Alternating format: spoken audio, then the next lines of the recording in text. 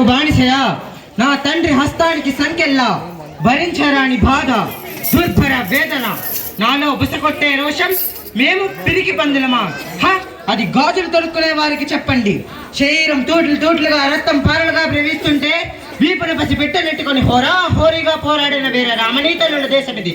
తలడు తెగిపోయిన ముండంతో పోరాడిన వీర భూమి ఇది. ఈ వీరభూమిలో పుట్టి పెరిగిన పద్ధతులు, శౌర్యాలు అణుకున్నారా నా భారతీయులు.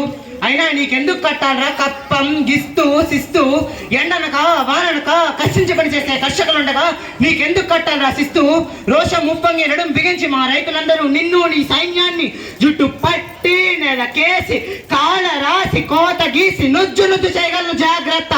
రే కాల్చరా కాల్చు, ఇదే సీతారామరాజు గుండె ధైర్యంతో కాల్చు. అది వెంటనే బద్దలయ్యి కోట్లాది కోట్ల సీతారామరాజు గుండెలతో కాల్చు. రుధర్, అధర్మ యుద్ధానికి దిగి దొంగ దెబ్బ తీస్తావా?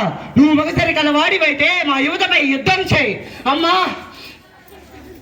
మట్టిలో మట్టినై, నీటిలో నీటినై, నిప్పులో నిప్పునై, నా ప్రజల ఊపిరిలో ఊపిరినై సామ్రాజ్యమైన శక్తుల్ని గెలుస్తా. అమ్మా భరతమాత, నేటితో నీ సేవ చేసుకునే భాగ్యం తీరుతుంది తల్లి.